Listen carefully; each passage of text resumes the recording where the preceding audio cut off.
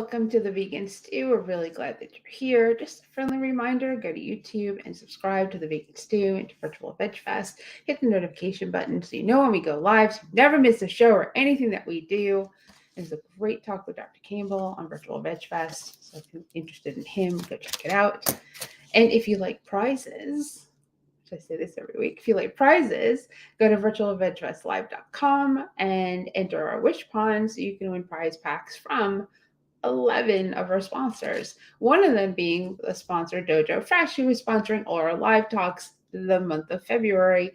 They're one of our newest sponsors. Really cool. They make the seitan for you. You just add water, saute it up. It's amazing. They're coming out with new products. Small business, love supporting them. But you can win prize packs from Terra Seed, Hodo Foods, VegKey, Cinnaholic, Fabulous, which is the best sauces on the planet. And if you haven't tried them, Bernie Wild's Adventure Sauce, also an incredible sauce. Kathy Hester's cooking classes, Trupo Treats, chocolate, BV Kids, Total Body Lab, and like I said, Dojo Fresh.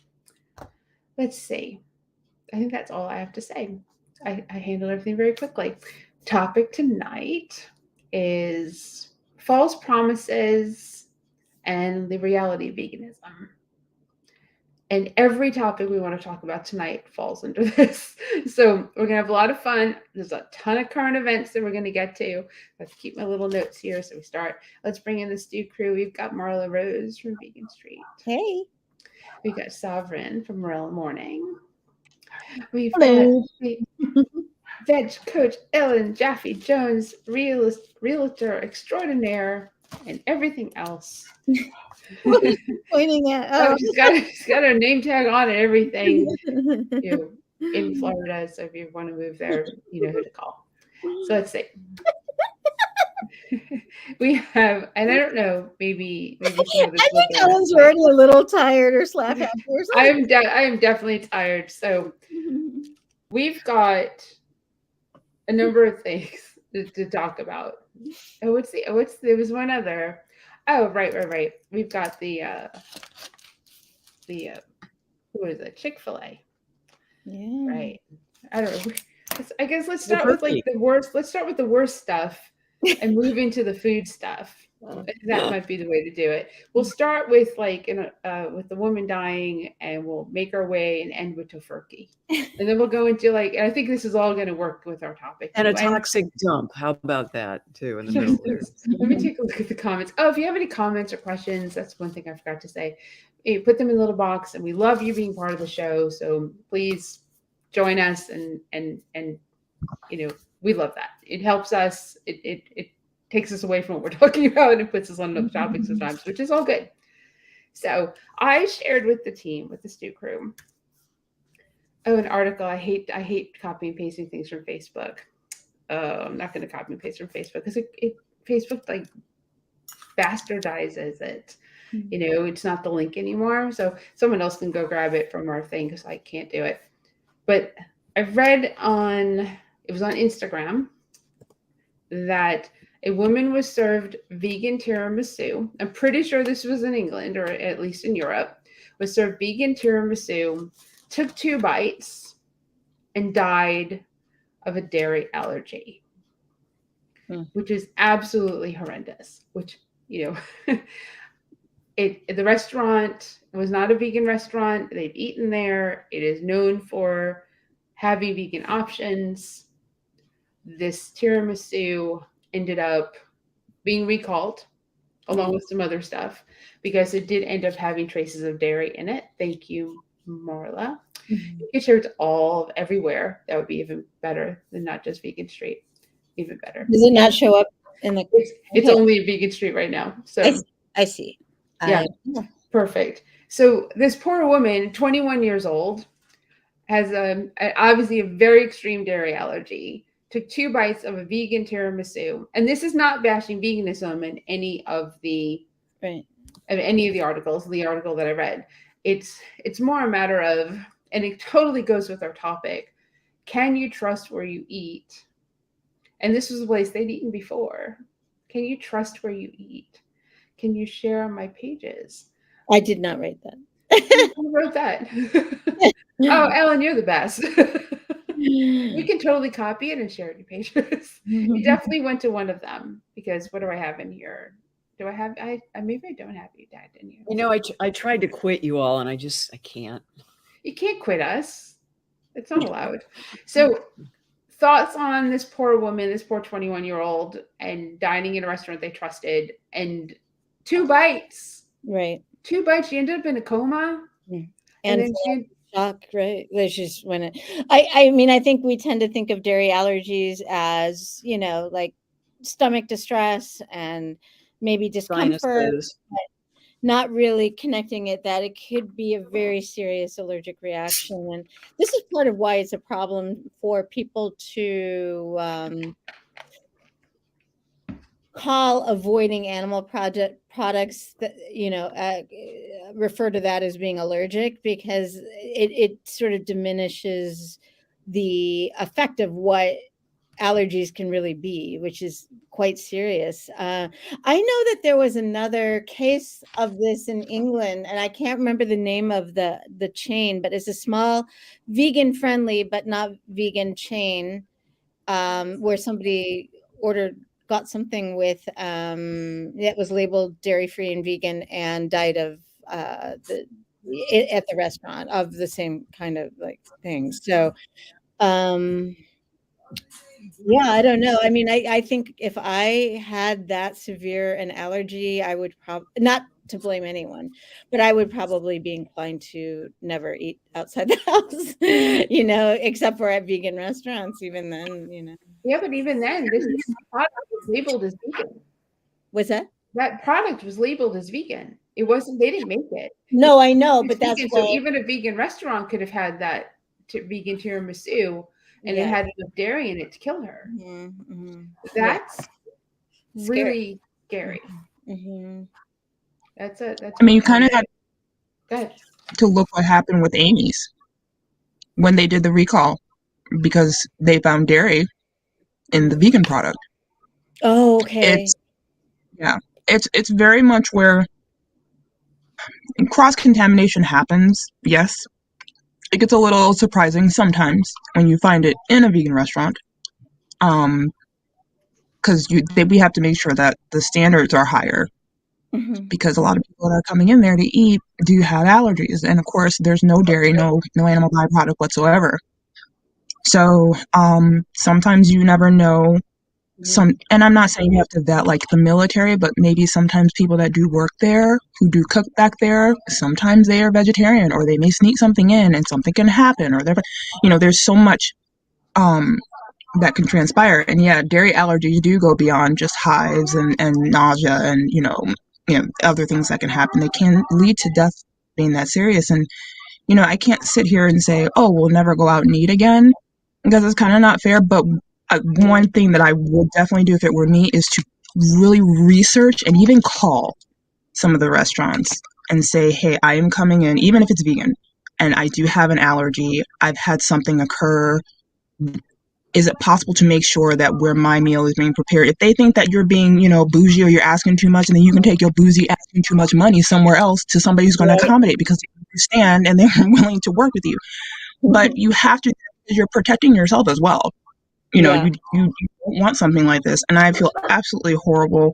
It's so sad that she passed away this young and just quickly. So, Have I you mean, ever, I'm just curious if any of you, anybody has ever heard of anybody dying. I never have. I mean, I've certainly heard of allergic reactions, but this is the first time I've actually heard of somebody dying. I think it's pretty rare with a dairy allergy, and it may have not even been something that would have normally occurred to her. She may have normally had, if she had a reaction to dairy, it may have normally been, but like maybe there were different things that set off a chain reaction of. Yes, she had earlier in the meal also ended up having dairy in it, and it wasn't supposed to. Yeah. There were 2 items at the restaurant that were vegan, like labeled as, and the company that made these products had contamination. So it may have been that she did go to the bathroom, try to throw it up, and she didn't make it out of the bathroom. She passed out and ended up in the hospital. So it was really bad. like really, really bad. And once again, there are a lot of things that bash veganism, and this is not one of them. What this is highlighting is, one, if you have allergies, eating out for anybody, especially people with not allergies. And two, trusting that the vegan food is actually vegan. Because we all get sick, right? We all can have some discomfort after eating out in a non-vegan restaurant, and we don't know if we had cross-contamination or not. Or it just could be salmonella. It could be anything. Ellen? I'm struck by how often, like, we read labels that say this was made in a facility that may have cross contamination, or there are eggs and dairy in this. And I know I kind of just discount that because I figure that's kind of every place that's got that. And I just wonder, I'm curious, because I have had friends who have had serious reactions, like to shellfish. My mother passed out in a fancy restaurant after eating snails once, and they rushed her to the hospital. I mean, it was that close. So you have to take these things seriously. But is it okay if you read the label on a processed or packaged food that says made in a facility where there's dairy? I mean, should we all be that much more careful? I don't know. If you have a dairy allergy, you should be. And I think people who have dairy allergies, like this woman, probably didn't eat stuff like that. And again, it's another country as well. Right. The other place where this happened, I just looked it up, is in the UK, called Pret a Manger. They have other locations in the US, I believe. And it was the same kind of scenario where somebody just started eating something that was labeled as vegan, had a dairy allergy, and went into anaphylactic shock. So I guess that's the thing, is I would just be afraid to eat anything in a shared kitchen but you don't, like I said, there could have been a confluence of things that made that a particularly heightened reaction, Right. We don't know. We don't know. It's just sad. It's just really sad. It's not uncommon to have, like you guys said, something trigger something else to go. Like even with my health condition, it's interesting when you'll notice something ends up triggering something else that could be serious, and then you have to really dig to find. So the biggest thing with people who may have allergies is that anaphylactic shock, closing of the throat, or intense or immediate swelling somewhere. Something blocks off something, and it can cause instant death like that. So it's an allergy depending on how severe someone can be to dairy. Then that's how major it can be. It's really, really sad, because that's right. People don't think, they're like, oh, it's just maybe itches or rashes or no, it can take a life. Just like touching something can take a life. If you're tiramisu is like dairy, and made with dairy. Yeah, right. A vegan, obviously vegan, but it's got whipped cream. It's got the coffee flavored whipped cream. It's got those soaps, whatever. The cookies in it are made with dairy.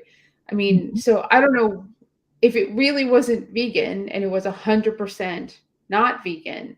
That's a lot of dairy to consume to somebody who's allergic. That's a good point. It could have been made by a producer who also makes non-vegan, and it could have just its own package. Well, great. That's awesome. That's it. Yeah, that's the thing right there. That's right there. If it's coming from a factory or from a place where it's already packaged, there could immediately be cross-contamination, regardless if it is vegan. It's being packaged and made in a factory where things can be, cross-contaminated. So if it in down the line, I'm working towards opening up my own little bakery cafe, and one of the things that I'm very serious about is working with small bakeries, but they have to be vegan or local or something. I cannot do where it will be factory, because I don't want someone to get sick. And then you also have to look from the standpoint of, my little ones have allergies. They break out into hives and everything else that were there in the bathroom. But I don't want it to be where some other little one comes in and their allergies are worse, or we have scenarios like this. I Yeah, I would rather have something small batch and made, Right. from him. And I'll be real strict with those locations that small businesses and, inclusive. But I know it's easier said than done. And like when people who have really big restaurants, you're going to order because of the demand or how many people you're serving. And then on their end, I would really, really, really research where you're getting your stuff from and if they're up to code and if they're truly, truly a dairy-free facility due to the type of restaurant that and customers that are coming in there. Right. Mhm. Great advice. I think, So- for people watching too, that we need to clarify, you can go to a doctor and because I've had tons and tons of allergy testing throughout my life and it's evolved. The more sophisticated the technology gets. So you can have like a dairy kind of like gluten intolerance versus an allergy where, Allergy. your throat closes up and you're gone kind of thing. So it's important, I think, for people watching, if you have some concerns, go get a baseline test and see where Right. you are on the spectrum, because that will be very helpful in trying to figure out, well, how paranoid about this do I really need to be? Mhm. Exactly. Okay. Shayla's Yeah. here, which is awesome. Dr. Shayla's down there somewhere. Yeah. There you go. Just throwing you into the mix. Yeah. I'll do it, Rizzo. There we go. And you're in. Yes. Hi, Dr. The Shayla. bricks behind you. It's awesome. Can't hear you though. Okay, so Okay. she figures that out. So we'll go from woman died from tiramisu to this. Has anyone heard of the train wreck in Ohio and Yes. chemicals that were released? And Yes. You're not talking about Jim Jordan, are you? well, I don't want to, but we're going to talk about, I know this is something Ellen wanted to touch on, right? Because the concern over the area where how much this has impacted the area, how much the government is actually telling the truth, is the FDA is saying, the EPA is saying, oh, the levels are okay, but people are like, eyes are tearing, they're coughing, their kids are Animals sick, are dying. animals are dying all over in the the place. water, in the Fish. air, right? And how safe is that for these people? What's the name of the city? For Providence? miles. Yeah. No, East Palestine. Thank you. I knew up it for, was weird. East Palestine, that's Ohio, Sorry. which is the border of Pennsylvania, Mhm. right? So it's close to over there. Mhm. And no, we're not going to do politics. We're just going to talk about the impact, obviously, this is having on people. And Ellen, you're extending it out to Summerfest. Yeah, Vegan Summerfest is you have to fly into Pittsburgh, which is where they're saying, the water supply may be contaminated, although, others are saying, oh, no, it isn't. And so that's like a week up in the Pittsburgh, 2 hours out of Pittsburgh. And then, and I'm just debating whether I go to any of this. So Vegan Summerfest happens first, and then 2 days later, the National Senior Games, where I'm a sponsored athlete, happens for another week. So 2 weeks in that area. And I'm thinking, like, can I really be drinking bottled water, or, Right. is it, how bad really is it going to be? Or is it right now? I mean, certainly there's probably some half-life that will happen by the summer, but, everything I've been reading is just like nasty stuff. It's bad. There is acid rain that is happening right now because of that particular chemical mixing with the water. There are people that are on TikTok that are showing literally the melting on their cars from it. What's melting? There are from cars from acid rain. The acid rain coming from that, the chemicals mixing with the water. It's the thing. Look, I absolutely love TikTok because people who are experiencing it and are there are sharing what we're not hearing nationwide. And it is scary. They are terrified. It is now in the soil. It has affected over 7,500 farms. It is plant life. Someone said they were watering their plant and their plant died like that. Like they're like, this is bad. It is all of the fish. Someone took and showed how bad it is because they're not showing it. It is like something that you would see it's worse than a horror film. And this is not the only one crash. There was another one in Texas, in Houston, Texas. There was another one in South Carolina. That one wasn't carrying anything hazardous. The one in Texas was, I believe. And then there was another one where people were driving through a nitrous oxide cloud, like vapors, where I'm like, what is happening here? What is going on?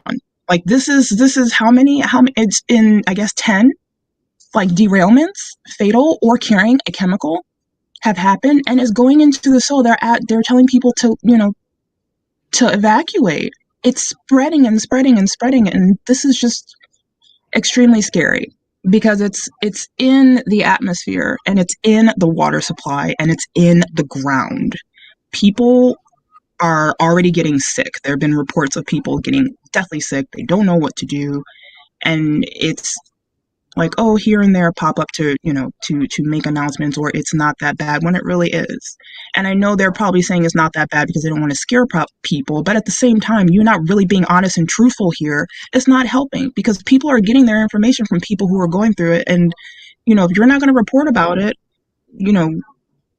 we're going to get it from where people are like, look, you need to know. And it's sad because people's videos are getting taken down off TikTok who are saying this is what is happening. It's scary. Yeah, they're told to go home and drink bottled water. So I don't know. It's horrible, and I don't sadly trust our government enough to do the right thing. But for these people in this town, but their governor and their politicians, and they're very red politicians, they're not doing anything either, because it's profits over people. So, I mean, there's many things we can do. Corporations can be fined for carrying these things and not doing it properly. And if an accident happens, they're responsible for it. There's things that can be done that don't happen in our country, which is a whole other show, which has nothing to do with our topics. So it's just interesting. So Summerfest is in July. It's always around July 4th. You have time to see what happens and make those decisions. They want to know. I mean, I'm getting asked, am I coming as a speaker? So they need to know that answer now, which is why I'm sort of in panic mode of trying to figure this out. Right. I don't know. I mean, if you guys had to decide right now, what would you do? I would say I was going, and then if everything was horrible when it comes closer to the time, say I'm not. As simple as that. You get to do what's best for you. Yeah, I wouldn't do it. And I think I'm just one who kind of likes I would watch and see everything that's going on and keeping up to date on it. And if it's literally like, okay, there is still vapors of some form in the air and atmosphere, you would think that they're like, maybe this is not a good idea. And then with a lot of people just literally trying to figure out what's going on, if they should leave, the detriment to this, I wouldn't go. You can't. I wouldn't if it was me. So there you go. Yeah, I don't like to commit to something and then cancel. It's easier to just not go. It's a hard decision, because you realize that in this city, in this town, the air doesn't just stay there. The water just doesn't stay there. Right. So, I mean, it's East Coast. It'll affect Marla. It'll affect me. It'll affect all of us eventually, because weather's going to move that and expand it out, and the water is going to flow.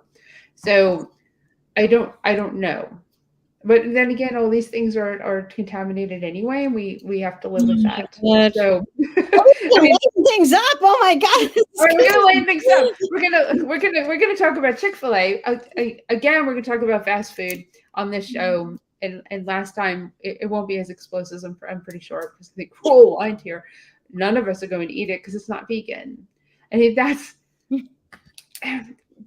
it's been a little rough, because I live in the area where they're serving this, right? Oh, and it's not here in the Triangle, but it's in the Triad, which is an hour and a half away from me. Okay. So they're like, oh, Chick-fil-A is going to do this cauliflower fried. First of all, the 4 years to make a fried cauliflower was a comment that I read, which is, really?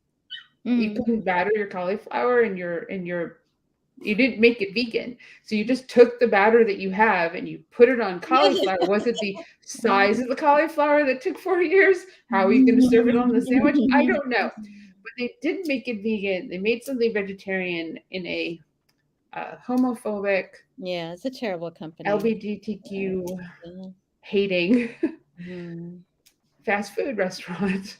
Well, what is interesting though is observing their base react to it, which is funny. It's Cracker Barrel all over again. It's somehow or another people can see wokeness in cauliflower. So it becomes this whole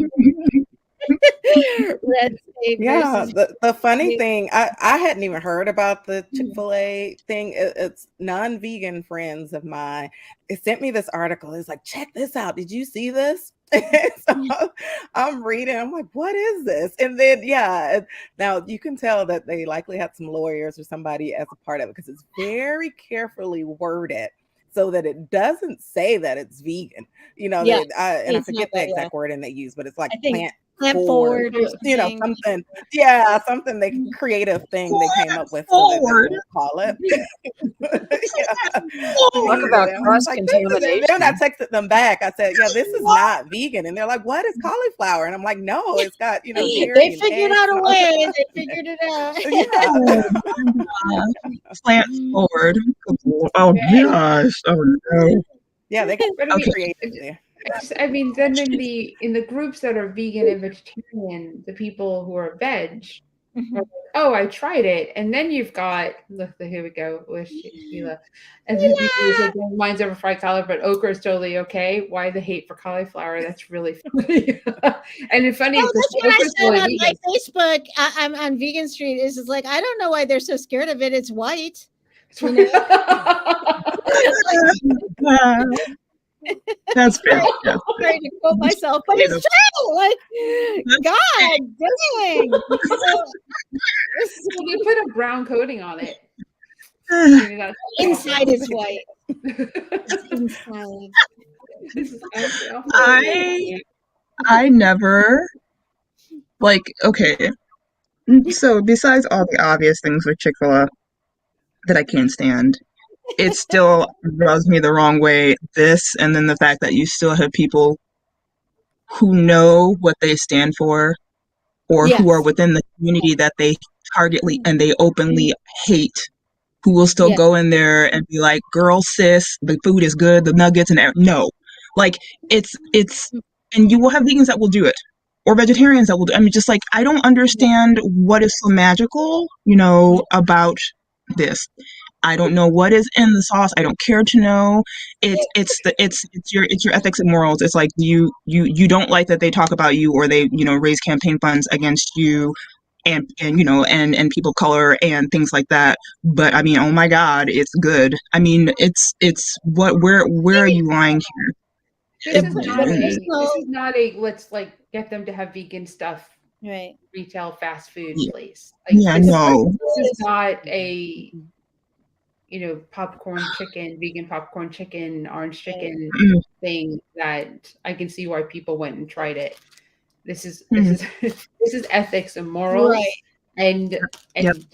this is not that restaurant. Right. And the people that go to this restaurant intentionally go there because they support or because they support hate. And Yep. and the thing is, it's cauliflower. Do you know how many places make fried cauliflower vegan and better, I'm sure, than this restaurant has made? And a fried vegan chicken sandwich. They are all over the place now. If you have a vegan restaurant near you or if you travel anywhere, cauliflower wings are delicious. Cauliflower wings are amazing. You can give a recipe. You can make them at home. It'll be restaurant quality. Just right to me. Thank you. People are into the. I think we have short attention spans, and people are into the novelty of something. Oh my gosh! And then they forget it, which is fine. But what I posted on my Facebook is I really, I know this is a weird thing for a vegan to say, but I'm glad it's not vegan, so I don't have to have my heart broken a million times by seeing vegans promoting this hate-filled business that doesn't deserve anyone's money, So to me, I do take just true unapologetic joy from watching their base just lose their minds over it and just go cuckoo for Same. Cocoa. That's the joy. Because usually it's vegans who are attacking other vegans. So watching the red state people go after each other is fun, but I don't know. That's awesome. So to segue, Yes. we're going to segue into Tofurky. We're going to actually go to a vegan company, but Marla, you went bum, bum, bum. Yeah, I was trying to get us away from the buzzkill of it all, but anyway, no, okay. So Tofurky and the company have been around forever. Seth, the founder of the parent company, has. I think he started in 1980. He's a true believer and as cliched as the term goes, an absolute pioneer. And when Tofurky was launched in 1995, I think it was one of the first few, that was a game changer, is another cliche for holidays and that sort of thing. They were one of the last remaining family-owned, independent, largish companies. They just sold to a Japanese company called Morinaga, something like that, Morinaga Nutritional Foods, a subsidiary of them, and it's a subsidiary of a dairy company. They also were a big supplier of the tofu that Tofurky uses. So there is a bit of controversy with that because it will now not be owned by a vegan parent company. And as we know, dairy is as violent and destructive and cruel as the meat industry, and it is, side by side with it. So it's understandable people are hurt about it, but also at the same time, Tofurky is now going to be able to sell their products overseas in ways that they weren't before and expand. So yeah, I mean, I understand what you're saying, Sheila.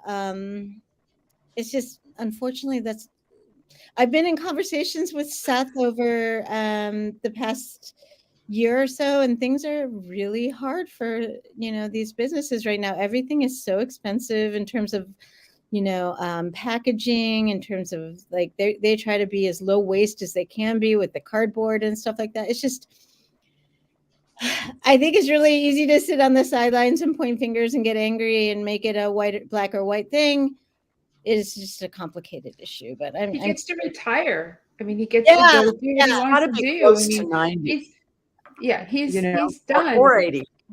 He's in his 80s, I believe. Yeah. He's done well, and So he gets was to. part of the group, just for a little historical perspective. There was a group of hippies that went up to San Francisco, and they decided they really didn't want to stay in San Francisco. So they just got in a bunch of vans and started driving south and ended up in Summertown, Tennessee.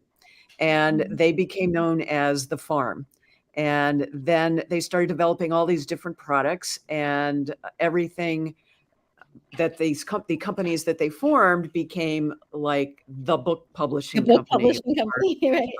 mail order catalog company. And so many of these very early vegan products that we know and love, and some of the early cookbooks that I and many of us maybe started reading, were published by them. And Seth had gone to live there.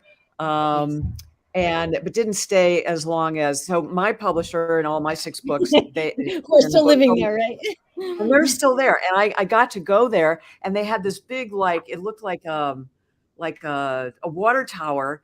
And the owner of the farm, Bob Holzapfel, we're walking around, and he said, that's where Seth started his tofu and tempeh and processing it. And it was just like, I've heard about the farm for years. And I even know people who went there to live, spent like a summer there on the first commune in America. It was built. I mean, this kind of stuff. So there's a lot of history with everything that Seth and the farm has done.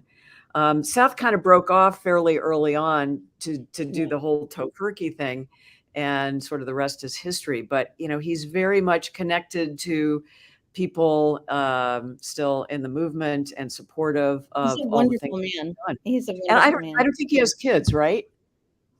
I know he has a stepson who runs the company. I don't know biologically. I haven't asked. Yeah, I mean, I think legacy-wise, as we start to get older and we start thinking about like, okay, what is my legacy going to be?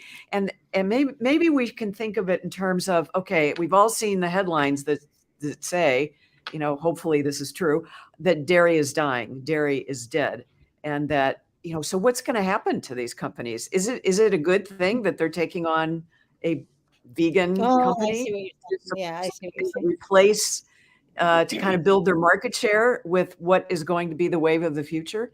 Maybe that's another way of looking at this. Yeah. It's a great way to look at it because a lot of the dairy companies are investing in a plant-based vegan option of vegan dairy option. And you see that by going to Walmart, Target, any supermarket now, no matter where you are. And there's soy, at a minimum, soy, almond, oat, milks, right, at a minimum, coconut. And they often have the money and resources that these small ethical mom and pop type shops, don't. Right. To I remember too, like what Miyoko Skinner, who she was also with my publisher, wrote the book Artisan Vegan Cheese, and then Whole Foods came to her and said, fabulous recipes, we'd like to make them and sell them. And so, then she ends up on the cover of Forbes magazine for her pioneering ways doing that. But the point being, there was some discussion. Was an early investor. I'm sorry? Yeah. I said Seth was, I think, her biggest early investor. And at one point, there was some buzz that Nestle was going to buy her out. And oh my gosh, that lit up the internet. And, she said, no, that's not ever happening. But, there is this whole idea of like these mainstream companies are now recognizing that there's a huge demand in vegan products. And how are we going to glom onto it, be part of this so that our bottom line catches the wave? And, I remember Miyoko just had a whole lot of pushback, and trying to deal with this idea that she was selling out. And I don't know how close, I would guess that Nestle probably did approach her, and she probably had the ability to say no. But some companies, in some ways it's nothing new, because didn't Silk in the 90s got bought out by a dairy, a dairy company. So this has been like that.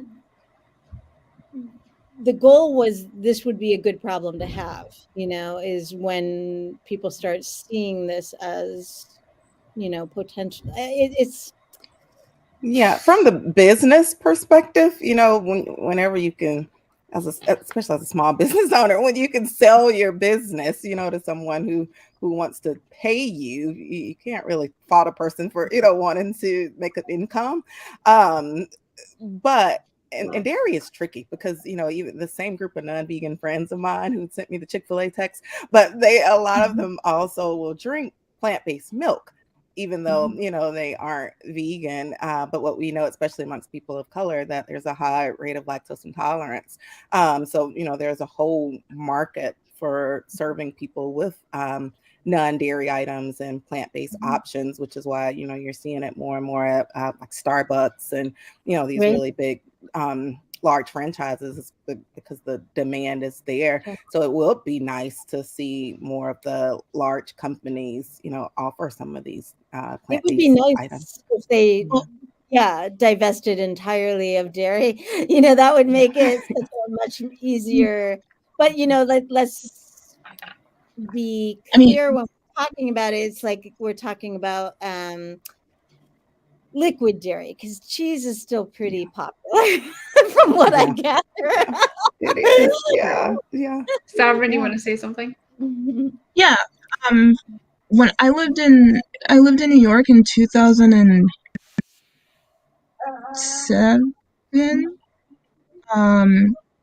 When 2007 for 2007, 2008.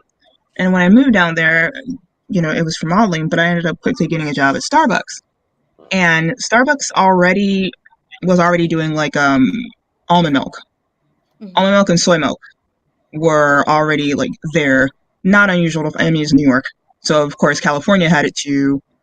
Predominantly, normally with Starbucks, if they have it at their stores, it's there in all stores. And then they started bringing in oat milk, which I think had been there for like maybe a year or two, or maybe even sooner.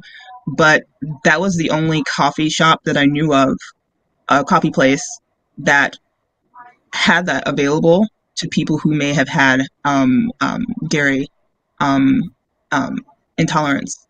And so now more are following suit.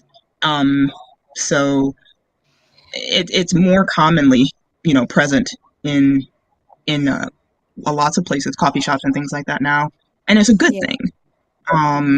It's a really good thing. I'm really happy to see that, happening. And part of this battle has been what Miyoko took on when she got sued by the dairy industry when they were trying to say that she couldn't call her cheeses cheese and butter and milk, all these common terms. And there was even this effort for a while, if you remember, like a couple of years ago, where they were trying to segregate the plant-based everything from the dairy everything, because, oh my goodness, we wouldn't want to confuse people in the dairy aisle. They wouldn't want to accidentally pick up a plant-based milk thinking it was dairy. So, there was just all these word wars that went on. Right. And I think it's And just Tofurkey has been in that too, like fought to Right. use terms, sausages and brats and stuff like that. And I do want to say, because this is part of the whole story, is, Daya is the same. They became more successful. They got bought out.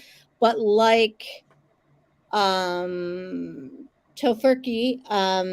they kept their employees, they kept their basic corporate structure and their goals, their environmental goals. Tofurkey's going to be doing the same thing. So they're not like firing people and stuff like that.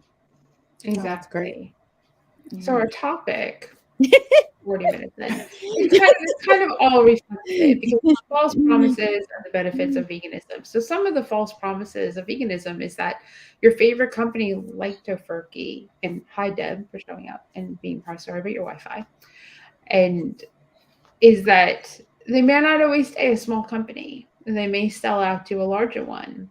And as much as there's outrage, because there is, because that's what vegans like to do, the outrage, the growth supersedes the tiny company. Being able to reach more people, making it more mainstream, is incredibly important. The other thing that comes with a larger company and more mainstream is lower prices, because production costs less. And if there's more sales and they have more production, then we pay less. Just Egg is a great example of that. It's now $3.99 for a bottle of Just Egg. It's supposed to be $10 for a bottle of Just Egg. Amazing. So compared to a carton of eggs, which is $12. A carton of eggs is $8. So more current events that's going on in our world. So there's the false promises, and I'll start us off segueing it away from what we've been talking about. One of the false promises, and this is great for you, Dr. Shayla, is that go vegan, go whole food, plant-based, and you're going to lose weight. You're going to lose a ton of weight. Yeah. It happens for a lot of people, and then they find vegan junk food, and they put on a lot of weight. Exactly. Yeah, it's definitely a false promise. I like to tell people that vegan does not equal healthy. And as much as we like it to be, it does not. Because I have even met some vegans who don't particularly even like vegetables. That they're vegan for the environment, for the animals, but they are not vegan because they like lettuce. And they make that very clear. And so, right. And when you add in a lot of these processed foods and pre-prepared foods, versus just really sticking to the basics, you can compromise your health. And I think that's, another one of those myths too that come into place about being plant-based is that it's so expensive. That's one of the things that it's expensive. Well, it's expensive if you're, living off of Impossible Burgers and, all of the pre-prepared things. But if you're buying dried beans and you're buying, carrots and potatoes, rice, those things are not expensive. Right. We know that, especially you go to a bulk bin and you can get a lot of food for a little money. And so, yeah, you're exactly right. Yeah, Ellen wrote It the is. book. Ellen's saying very quiet, but Ellen's like, I have written books on this. Right. You can tell exactly. it's late in the day for Ellen, because usually she's like moves one arm and is there. Even the It is dog eats it. expensive if you go and shop at whole paycheck. Right. It's not that anymore now that it's Amazon. That though, Sovereign, it depends on what you buy. Right. 'Cause I shop at Whole Foods, honestly, because it's right around the corner and it's quick and easy. But it depends on what you buy. You can still get tofu there for $2.99. You can get a big box of the lettuce for like $3. Beans and rice. Right. I think it depends. Like Whole Foods was the only thing that was available when I started, and of course, it's like, oh, okay, I was in my teens, like late teens in high school when I started shopping there, and I was just like, holy crap, $100 gets you nothing, and it was just me. But they had competition with like Trader Joe's, now it's Sprouts, and now more of these stores are doing deals. So yeah, it's easier now than it was. And they are another example of what we were talking about when a large company comes in, like when they were purchased by Amazon. Yeah, it had some downsides, but it made their made a lot of their prices cheaper too. Right. Plus the demand is there that they could, they spun off the 365O or 365. Pretty, I mean, honestly, it's not bad. If you're not buying exotic ingredients, if you're not buying a lot of fancy spices and things that are just off the charts, really incredibly cheap. Well, you can still buy those though. It's got to be foods in their natural state. It's just that simple. I think what Ellen is saying, Sovereign, is you don't have to buy them from Whole Foods and the fancy stores to buy your spices. Right. Don't buy your salt at Whole Foods. Go to an Indian market. No. Don't buy your nutritional yeast from there. I get it online in bulk. What I guess I'm getting at is just that it's easier now and there's more available, and farmers markets are fantastic because they are cheaper for spices. They are cheaper for organic, things. I learned that, mangoes in a regular store, or even place where they have it, okay, 3 or 2 for $3 or $4. Go to DeKalb Farmers Market and there's 10 for $5. Excuse me, I'm going there for the rest of my life. It's just they offer more. The small farmers markets, even ones that are a little bit bigger, they really, really do. I think some people don't know, or they do have to go by what's by where they live by. The good news is that because there's so much price competition, there's more Aldis too, where my sister shops, and she's like, it's just her, but she can save. I will say, touching upon Whole Foods and Amazon, to be careful, because I thought my jaw dropped to the floor. What is this? Impossible? Is it Impossible? Yeah. They're grounds. I get that like here or there occasionally to make something like for the kids. It was $10. I saw that too the other day at the grocery store by me. In Kroger's, it was like 4 something or 5 something. So it's like compare, because then that's the thing that leads people astray. They're like, it's too expensive. That's because they're pricing it how they want to price it. And then so it's changed and it's readily available and it's way better. And sometimes you still kind of have to search, especially for those type of items. Those types. Anywhere, anyone who grew up, my mom used to coupon clip, and I used to do that with her. Because when you're shopping mainstream, there's coupons all over the place for things like paper towels and detergents and soaps that we don't use, or I don't use, because they're not vegan, they're not cruelty free, or whatever they are. Right? But people who are frugal And it doesn't mean that you can't be wealthy and frugal at the same time, but people look and see where they're going to shop to find where it is that the prices are that make sense for the things you need to buy that week. Yeah. If you shop like that, people are looking at, well, I'm not buying Impossible Ground this week, or if I really need it, maybe I don't need it, or I need to go to multiple stores. And then you have to factor in the cost of time and gas to go to the multiple stores. So maybe it's just worth spending the $10.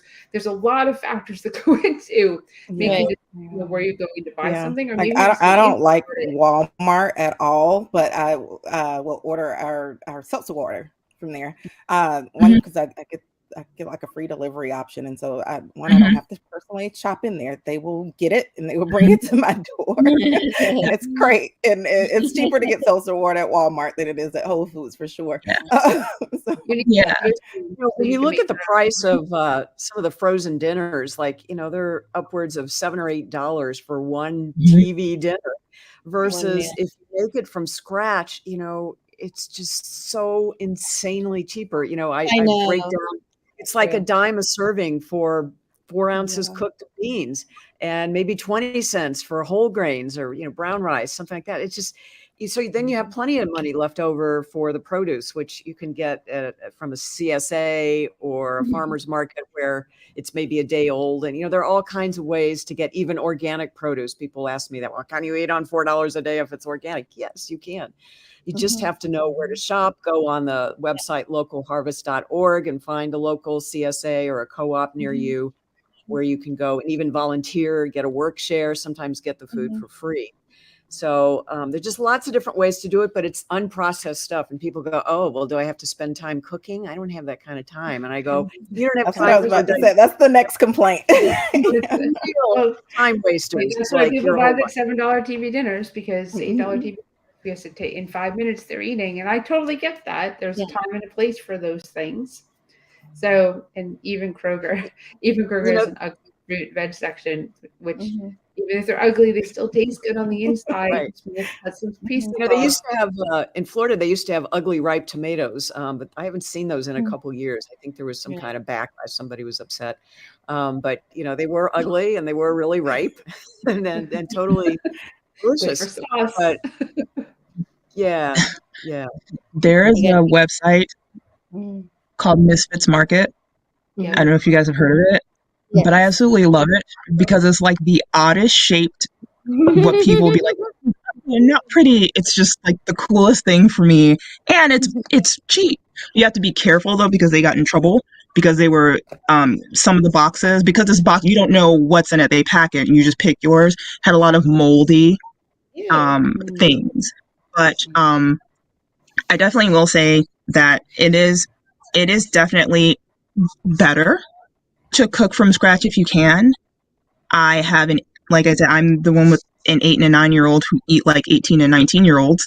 And I cook as much from scratch as possible, but I do for the, the past 8 months or so, while I could not mobily be mobile, I was in therapy, so I couldn't do that.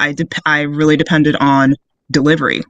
And it's great because Dr. Shayla, you were talking about, like, I don't like Walmart either, but their Gardein is like $4.99 or $3.99 sometimes compared to where it is. If I need to grab those, deliver please. It's just when you have like they eat, and so like their growth spurts when they eat, I kid you not, because they're back to back. So 1 month and one doesn't want to eat, the other one's like, I'll take over. And it's just like, oh my gosh. But it is really good to have a co-op. That's another thing. Some food banks are even starting to carry more organic produce and items.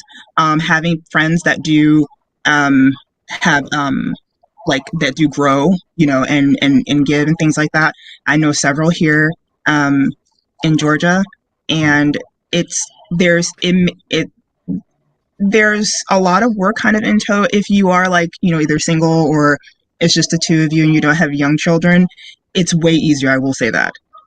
But I have to bargain shop around to see, and it really is another sad. mom hack Sovereign. I've got 3 boys, so I Yes, feel your pain with yes. hungry Oh kids. no. Yeah, Don't another mom please. hack is frozen vegetables. I love Yes, to yes, load up on yes, those because they're quick and yes, easy too. yes, yes. I never knock. Also, making your own jelly. Don't you ever pay $5 for a little tiny jar. There's a trick. Buy frozen vegetables and sugar and chia seeds and let that boil over and then let it firm up in the fridge. I swear to you, it's the easiest thing and cheapest thing. You learn hacks. That's the greatest thing in the world. But yeah, So yeah. let's move over to strawberry over there. Oh, What's and up? you're What's up, mentioning Ellen? how you're So- selling strawberries. I just saw those today and I wasn't sure I could get it up on the screen there. But, just when you think food can't get any more weird. So they're charging a lot of money for white strawberries. I mean, what did they do to make the strawberries white? I mean, these strawberries really wanted to be red. They were trying. And I thought they were just unripe when you put them. They're unripe strawberries. No, No, no, it's it's just like, it's that's so They don't insane. look good. Like, it's Is no, this a it's Florida thing? So This is a Florida strawberries. thing, right? They want the strawberries to be white? no, it's an actually it's an heirloom. It's an heirloom those- seed. They're called snow. They're called snow strawberries. Where they do grow that way. It's like a because my friend does it, so she grows them. But it's like the original area where they originally were found and grown was not in the United States, but it is like a particular somewhere where it originated was Europe, that area. And they're So sweet. it's now like No, here. it's like a mulberry, whereas it just doesn't taste good. Because It tastes I'm okay. from St. Louis, former home of Monsanto, there's a lot of discussion between the difference of GMOs and hybridization. I suspect this was hybridization, where basically they forced plants to mate with other plants that maybe wouldn't have done that, or maybe maybe it is hybrid, which means that, as Sovereign says, it was like something that did happen naturally in nature. I've just never seen them. So. And Plant City, Florida, if you go to your local grocery store in the States, this time of year, most strawberries come from there, which is just up the road. And I've never seen them growing there that way. Point being is, like, you can get into all these exotic forms of fruits and vegetables and then charge a lot of money when just, the basics you can grow in your backyard maybe, or in an earth box. And it could be so much cheaper. And that was really the whole point. They were offering these for Valentine's Day, of course, and charging an arm and a leg for it. And it's just not promoting that myth that plants are more expensive when they don't have to be at all. Right. So before we end, I want to segue into another thing about false promises for veganism, because we've done a great job of the positives of veganism in this show for sure. Another false positive, and this is going to be a rough one, it probably needs its own show, is that people will be nice and sane. Oh my God. No. They're not? No. These are the meanest people on the planet. I mean, not everybody. I guess we all could be if we wanted to, but in defense of people being mean towards you, Right. the goal of joining something is develop community, and that's why we do this. We're developing community. We're reaching people. We want them to know that it really isn't bad to come over to this side and save the planet and save the animals, and of course it benefits your health. However, And we have cookies. We've got every cake. We've got every dessert for the most part at this point on the planet being made by vegan bakers and non-vegan bakers making vegan stuff. But we got Girl Scout cookies. There's like 5 of them that are vegan in the one baker. But segue.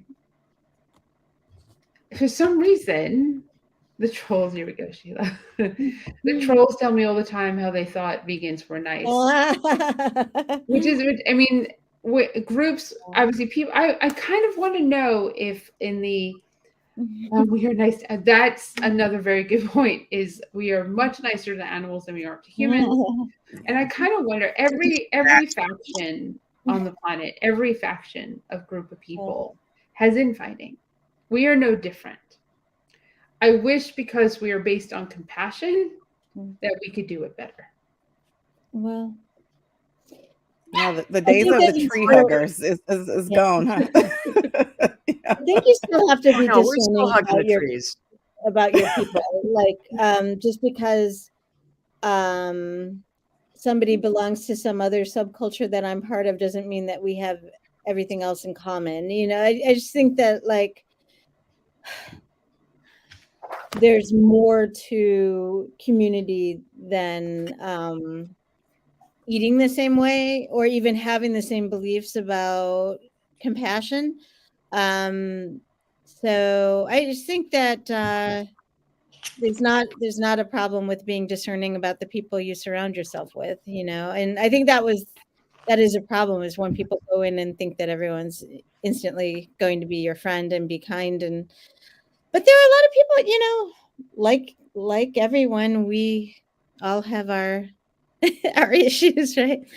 What I was going to add to the show, the false promises and real benefits, the false promises that you're going to look 20 or 30 years younger. I'm sorry. I see people bragging all the time about how many compliments they get on how young they look. And I'm like, I'm sorry. I can tell you're in your 60s. You don't look like you're in your 30s. I'm not trying to be petty.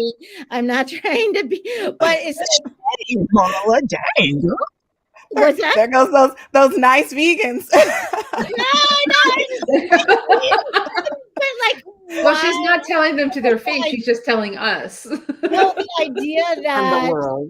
you're going to immediately look young, that you're going to start looking younger, that you're going to have an on, you'll never get sick, I've not gotten a cold in 30 years, you know, all these things, which is fine, but we're all different. The idea that we're all, like, I remember when Kathy Freston, the vegan, was on Oprah 15 years ago, and everyone was like, if I go vegan, I can look like her. Well, the thing is, she was a supermodel or whatever before she was ever vegan. So it's not like going vegan unlocked all these, you know, things that, you know, I think there are some real benefits, but the idea that, you know, everyone's going to suddenly start looking young and all of that is a false. Yeah. You got to run. But a with lot it, of I'm that just too saying. boils down to what, you know, a person is eating too, kind of like what we talked about. If all of your vegan stuff is processed oily junk food, then yep, you're exactly right. You're definitely not going to find, you know, the fountain of youth there. But if you know you're eating more clean, unprocessed stuff, then you'll definitely get more of those benefits. Can I say, I know Ellen had something to say, but I just want to say a really quick point, is this idea that, you know, going vegan kind of level, like it gives you this big boost. There are a lot of people, as you know, Dr. Shayla, and I'm sure everyone here knows, who grow up in environments with a lot of pollution and a lot of you know, deprivation and lack of access and things like that, that are aging, you know. And I don't think it's fair to, you know, point fingers and judge and say, well, if you were, you know, eating more kale and eating dates instead of brownies, Yeah. you know what I Oh, I mean? totally agree with you, Marla. Yeah, Mhm. it's so many other factors that go into, you know, to things, even into our health. You know, it a lot of times goes beyond just food. Food plays a large part of it, but Food you is know, a big genetics thing. will play a part of it. Environment will play a part of it. Mental health will even play a Drinking part water. of it. So yeah, Yes. yeah. So you're certainly right. That yeah, Mhm. there's so many other factors.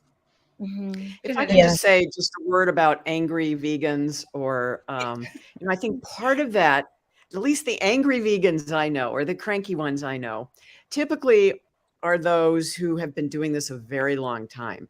And there's a certain level of burnout and frustration that the world isn't vegan yesterday.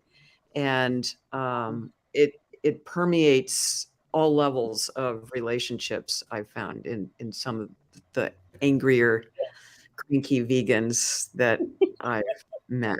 I'm just going to say. Or the very new ones. They're real angry. The newbie vegans, they're fun. You can always tell who they are. They're very loud, outspoken, and they haven't gotten their filter yet. They haven't gotten their balance yet, which is very cute. And there's nothing wrong with it, but it is adorable because because I did it. So I'm like, oh, I did that when I was 19. Awesome. That's so cute. I totally get it. You're going to balance out because you can't stay there. It's not healthy. You won't have anyone in your life. You'll burn out. You'll burn out and stop being vegan. Is generally Or you just stop relating to people. I've seen that. Right. Where which is a people good thing go if you're live on an gonna. island. Not a an recluse emotional good. island. We're not talking recluse good.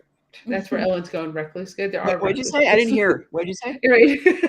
I said not. You're speaking more like recluse. Recluse is not good. Yeah. Yeah. Right. Yeah. Right. There's you choose to not be around people because but when you go into the It recluse, pisses you off. it's a little bit too much. Right. So great topic. It was a great show. Next week is a very light show. So it's good. Get on a shady Do we ever Marla have a light came. show? I mean, we could. I guess it depends on what happens over the course of the next week as to how light the start of the show is. Because who knows at this point, who knows what's going to happen in the world that we get to talk about because there's so much. I mean, we should Look out for the balloons. Yeah, I know. look It's out like, for can we just like guns and- collectively catch a break? You know, is it possible? You know, like, I know it's just it's a wacky idea, but Yeah. Okay, well, let's close out the show and I'll let everyone know what the topic is next week. Thank you, Marla. Thank you, Sovereign. Thank you, Ellen. You're not going anywhere. You're staying right there. Weekly is what I mean. Thank you, Dr. Sheila. And thank you once again for joining us for the Vegan Stew and being part of our conversation and listening to what we have to say, which is pretty awesome. Next week, our topic is going to be components of a vegan kitchen from budget-friendly to high-end. If you've watched our show for a while, you know how much we love this type of conversation. And maybe we'll get Kathy Hester to come back on again because she's a great guest for that type of show. We have all the kitchen products. And it'll be fun. It's light. Sometimes we need light after heavy topics, heavy conversations, and a world that is not light. So as a follow-up, I mentioned that Stephen had surgery last week on Thursday. It went well. And he's home. He's resting. He has some pain, but it took out a foot of his colon. It weighs over 2 pounds, which is pretty awesome. And he's okay, which is incredibly important. And for me, and it not for you maybe, but it was really important to me and his mom and his family. So I wish you to be kind, be healthy, be nice, and we'll see you next week, 7:30 Eastern Time with the Stew Crew. Thanks, everyone. Bye.